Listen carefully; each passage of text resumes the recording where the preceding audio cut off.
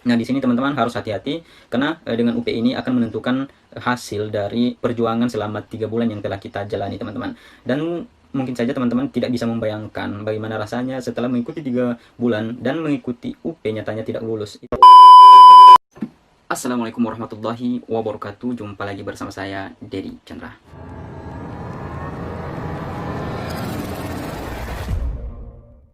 Oke teman-teman, di video kali ini sesuai dengan judul dan thumbnail, saya akan berbagi pengalaman kepada teman-teman semua. Saya akan berbagi tips bagaimana cara agar kita lulus UP ataupun ujian pengetahuan UKM PPG. Ini tentunya sesuai dengan pengalaman saya. Saya telah mengikuti PPG dalam jabatan di tahun 2018 kemarin, teman-teman.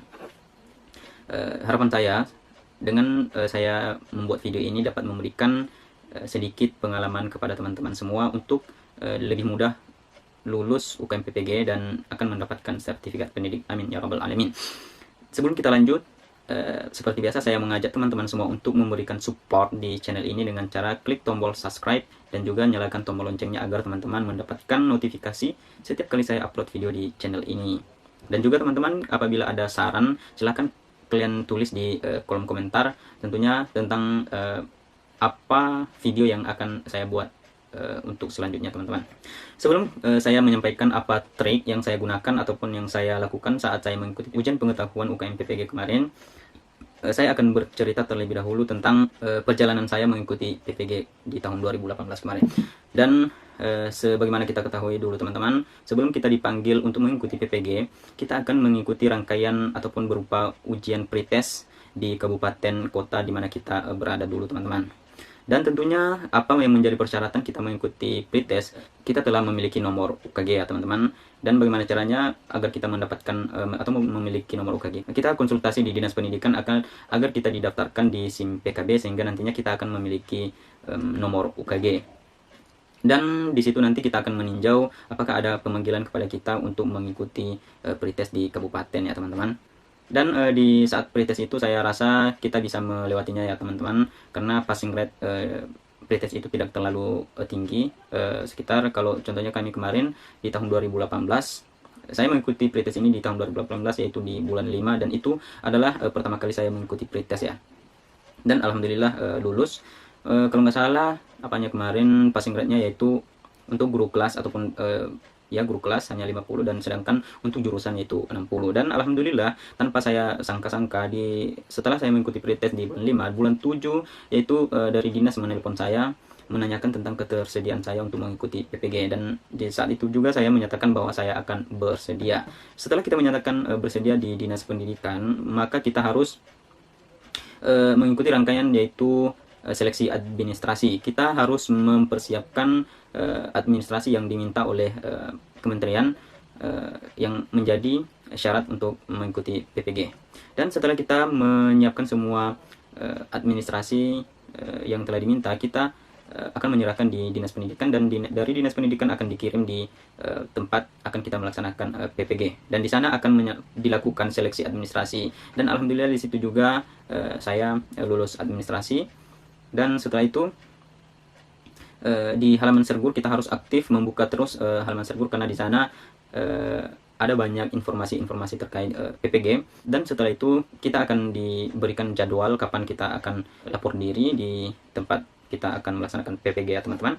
Karena kami itu dalam status PPG dalam jabatan daerah khusus, maka kami tidak melakukan pelatihan secara daring, kami melakukan pelatihan secara tatap muka selama 3 minggu ya, teman-teman, kalau nggak salah selama 3 minggu. Kemarin kami melaksanakan pelatihan itu yaitu di LPMP Sumatera Utara. Di sana kami difasilitasi dengan asrama ya, kami tinggal di sana, dan juga kebutuhan kami dipenuhi karena kami berasal dari daerah khusus ya, teman-teman. Dan selama kami mengikuti pelatihan, kami mengikuti sebanyak 4 kali post test ya di sana, dimana post test ini nantinya akan menjadi prasyarat kita mengikuti langkah selanjutnya. Dan post test pertama itu, teman-teman, untuk saya pribadi, saya pertama kali menjumpai ataupun dihadapkan dengan soal yang namanya HOTS ataupun High Order Thinking Skill. Dan di saat itu saya menganggap biasa karena saya mengikuti keegoisan saya untuk menjawab pertanyaan-pertanyaan, dan akhirnya saya mendapatkan nilai rendah, dan kami rata-rata mendapatkan nilai rendah teman-teman. Namun setelah kami membaca ataupun berpengalaman sedikit, untuk ujian-ujian selanjutnya kami ada peningkatan sedikit, walaupun tidak ada yang lewat namun di post test ini kan kita harus ada peningkatan ya, dari ujian sebelumnya ke ujian seterusnya, itu harus ada peningkatan karena itu akan menjadi penilaian.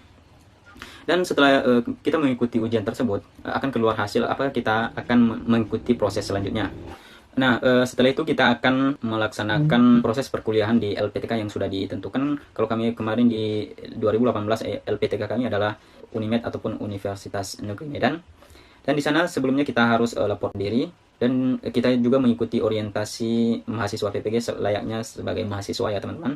Dan seterusnya kita akan mengikuti pendalaman materi, lokakarya dan PPL selama PPL-nya selama 3 minggu ya teman-teman kalau nggak salah kemarin. Dan saat kita mengikuti lokakarya, kita akan diajari tentang bagaimana cara menyusun RPP, silabus, dan lainnya. Yang penting perangkat pembelajaran yang berkaitan dengan pembelajaran kita setiap hari. Setelah itu kita akan mengikuti peer teaching, di mana ada 2 penguji, yaitu guru pamong dan juga dosen penguji. Dan setelah itu kita akan mengikuti PPL di sekolah-sekolah kemitraan dari tempat kita kuliah ya teman-teman. Kami kemarin mengikuti PPL selama 3 minggu. Kami mengajar selayaknya sebagai guru. Dan setelah itu akhir dari PPL kita akan melaksanakan ataupun mengikuti ujian kinerja ya teman-teman. Ujian kinerja yaitu dengan cara mengajar di depan peserta didik dan juga di depan 2 orang penguji kita, yaitu dari dosen dan juga guru dari sekolah tersebut. Dan setelah kita mengikuti PPL dan juga ujian kinerja, hal akhir yang kita ikuti adalah UP ataupun ujian pengetahuan. Dan perlu teman-teman tahu, UP ini adalah penentu terakhir apakah kita layak menjadi guru profesional atau tidak. Layakkah kita mendapatkan sertifikat pendidik atau tidak. Nah, di sini teman-teman harus hati-hati karena dengan UP ini akan menentukan hasil dari perjuangan selama 3 bulan yang telah kita jalani teman-teman. Dan mungkin saja teman-teman tidak bisa membayangkan bagaimana rasanya setelah mengikuti 3 bulan dan mengikuti UP nyatanya tidak lulus. Itu sangat sakit sekali teman-teman. Dan alhamdulillah di tahun 2018 kemarin, alhamdulillah lulus di ujian pertama. Dan saya tidak mengulang untuk mengikuti ujian UP selanjutnya. Walaupun sebenarnya sih kita diberikan kesempatan untuk mengikuti ujian susulan sebanyak 6 kali dalam kurun waktu selama 2 tahun ya teman-teman. Tapi kan itu saya rasa sangat berat ya. Waktu kita akan tersita, pengeluaran kita banyak ya teman-teman. Dan seterusnya kita akan masuk pada topik ya. Sesuai dengan judul tadi, saya akan bagi trik. Nah, tentang trik yang akan saya berikan ini teman-teman, saya telah mengambil pengalaman dari post test yang kami ikuti di pertama kali mengikuti ujian ya di post test kemarin. Itu saat mengikuti ujian tersebut, karena di ujian pertama nilai kami sangat kecil, maka kami belajar sekuat mungkin dengan mengumpulkan berbagai macam soal, sebanyak mungkin soal kami pelajari, dan nyatanya soal-soal yang kami pelajari itu di ujian keduanya tidak keluar sama sekali teman-teman. Begitu juga di ujian ketiga, begitu juga di ujian keempat. Tidak satupun, walaupun keluar hanya 1, tapi itu pun mirip-mirip teman-teman. Tidak ada persis sesuai dengan soal-soal yang kami pelajari. Oke? Dari situ saya berpikir, kalau seandainya untuk mengikuti UP ini dengan bermodalkan soal-soal yang saya pelajari, maka saya rasa itu akan sia-sia. Karena saya beranggapan bahwa itu tidak akan keluar di ujian pengetahuan nantinya. Maka dari situ saya mencari kisi-kisi teman-teman ini. Nah, ini adalah kunci yang membuat kita lulus UKM PPG, yaitu dari kisi-kisi soal UP UKM PPG teman-teman. Dan setelah saya mendapatkan kisi-kisi kemarin, alhamdulillah saya fokus di situ, saya mempelajari yang berkaitan dengan kisi-kisi yang telah diberikan. Untuk mendapatkan kisi-kisi nanti, saya akan taruh di deskripsi, teman-teman bisa melihatnya di deskripsi video ini. Ini triknya seperti ini teman-teman. Apabila di kisi-kisi itu dia menyinggung tentang operasi hitung pecahan, maka teman-teman harus mempelajari yang berkaitan dengan operasi pecahan. Kan pecahan itu kan ada berbagai macam ya, seperti pecahan biasa, pecahan campuran, pecahan desimal, dan lain sebagainya. Maka kita harus mempelajari tentang bagaimana cara pengoperasiannya. Nggak usah menghafal, kita cukup melihat bagaimana trik-trik cepat untuk menyelesaikan soal. Dan keuntungan kita di UP ini teman-teman, kita diberikan waktu selama 3 jam lamanya dengan 100 soal. Jadi kalau kita bandingkan dengan waktu yang diberikan saat mengikuti CPNS, sangat berat sekali. Sebenarnya UP ini kalau kita sudah belajar, maka kita bisa menjawab pertanyaan yang diberikan teman-teman. Dan itulah yang saya lakukan di tahun 2018 kemarin. Saya mempelajari kisi-kisi teman-teman. Saya fokus mempelajari yang berkaitan dengan kisi-kisi.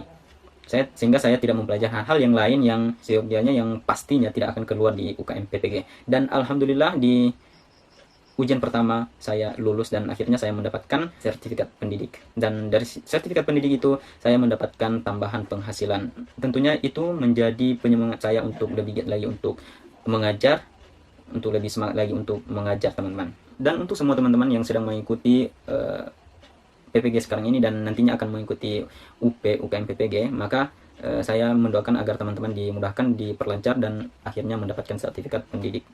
Dan saya rasa penjelasan saya cukup sampai di sini saja teman-teman. Harapan saya semoga video ini dapat memberikan pengalaman dan juga pengetahuan kepada teman-teman semua. Dan sebelum saya akhiri video ini, seperti biasa saya kembali mengingatkan untuk selalu memberikan dukungannya di channel ini dengan cara klik tombol subscribe dan juga ya share kepada teman-teman semua agar mereka mendapatkan manfaat juga dari video ini. Ya, sampai jumpa di video saya selanjutnya. Wassalamualaikum warahmatullahi wabarakatuh.